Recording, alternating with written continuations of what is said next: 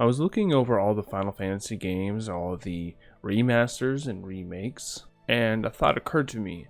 Is there a PS5 version of Final Fantasy 15 I just never heard about? I've been looking for a reason to replay 15, so I looked it up. And the answer was no, apparently not. I also found out that there was no re-release planned either. While asking Reddit their thoughts on a potential remaster, I grew curious myself. Ideas and theories long forgotten began to stir about in my mind. Would a remaster be as simple as that, with enhanced graphics and performance? A PS5 upgrade, if you will. Would they give us new content? The Left Behind Dawn of the Future DLC? Perhaps the long yet never forgotten world of Versus 13 could come back in some capacity. Considering the game's long history and unused ideas, the possibilities are truly endless. If only Square could give Luminous Productions the go-ahead, especially now that Forspoken is nearly upon us. I even have my own theory on how we could enter the world of Versus 13 without throwing away the initial story or rewriting the timeline. It wouldn't even need to be a throwaway DLC of alternate events,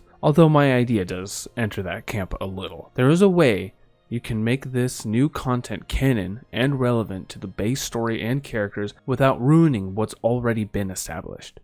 There are two underutilized characters who could bring this fantasy into reality, those two being the best boy and best girl, Umbra and Prina. Already written within the story of Final Fantasy XV are the narrative tools to create any scenario we could possibly want.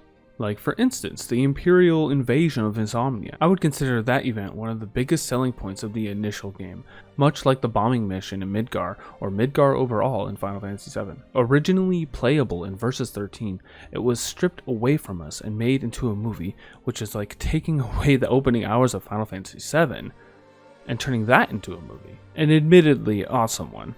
Albeit Kingslave was a very dope movie that hyped me for the game, which only disappointed me further because the amazing characters and concepts from said movie wouldn't even make it into the game for years, the old wall most notably, but I digress. Using Prina or Umbra's ability to time travel or enter a dreamscape, Noctis and possibly company could experience the invasion in a what-if scenario or in an attempt to change the king's fate through manipulating the timeline, only to utterly fail and bring us back to the original story. I think this could play really well into the original story by showing Noctis and company that an effort to stop the Empire would have been futile, and that Regis was right to send him away.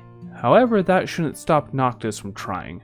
Who wouldn't want to try to stop the invasion of their homeland and the death of their father?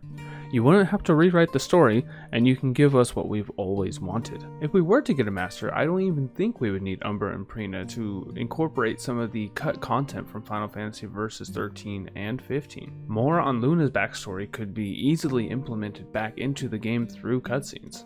Perhaps her abuse under the hands of the Empire. And other cut content, for example, the scene between Regis and young Noctis, where the kings of yore are looking down upon them as he is coming to terms with Noctis's fate.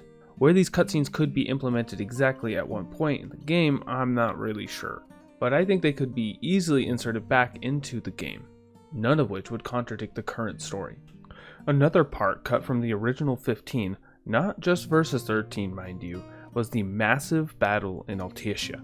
There was so much more going on, and in that final version it was massively cut, and nowhere near the scope that we were shown in the trailers. With the power of the PS5, these ideas could easily re-implement this newer bombastic Altissia battle. And while they're at it, maybe they could fix the clunky Armiger battle with Leviathan too.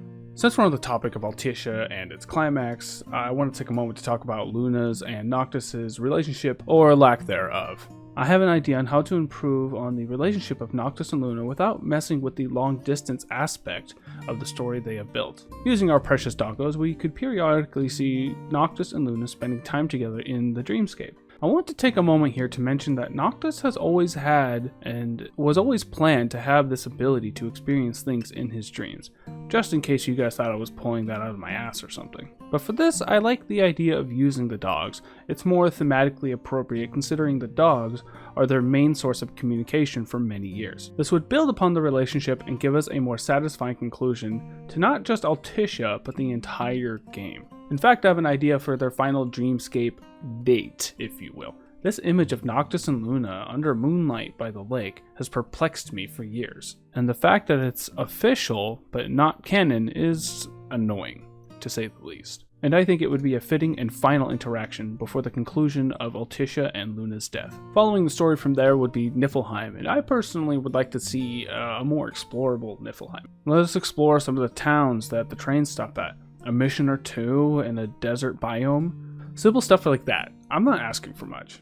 It would be a good spot to implement a new Imperial mech boss. I'm just saying. At this point, I would suggest a change in the story. Let us fight the Empire at Tenebrae. Let us try to defend Luna's home.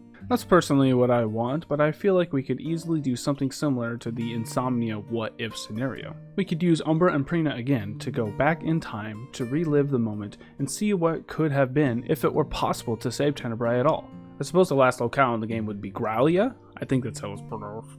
I don't think this would need to be more playable from Noctis' perspective.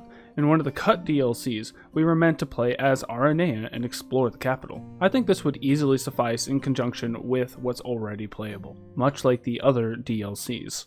My last suggestion, which is just for me personally, would be to add one final boss fight, something more climactic. I felt the whole Arden fight was pretty clunky overall, and I would have liked to fight some kind of like monster version of Arden, something where he turns into this godlike demon and we get to like how most Final Fantasy games end, where we basically fight a god. Personally, that's what I would have wanted. That would have been nice. The only other thing I can think of at this point is the much needed Luna DLC and the much appreciated Noctis DLC. I never read Dawn of the Future, but I do know that it creates a new ending in which they defy the will of the gods and destroy the crystal. Initially, I wasn't into the idea of changing the ending, a dark, sad ending that I thought was kind of brave and inspired choice for this story. But the idea of more content and being further immersed in the world of Final Fantasy XV is just too tempting. I hope you guys enjoyed the video. If you have any ideas for a Final Fantasy XV remaster or Final Fantasy Versus XV, or maybe if you disagree with some of my takes, or something along those lines, I want to hear what you guys have to say. Hit me up with your thoughts, ideas, theories. Lay them on me in the comments section below. Thanks guys for watching. I super duper appreciate it. Don't forget to like, comment, subscribe, all that jazz, and I will see you in the next one. Peace.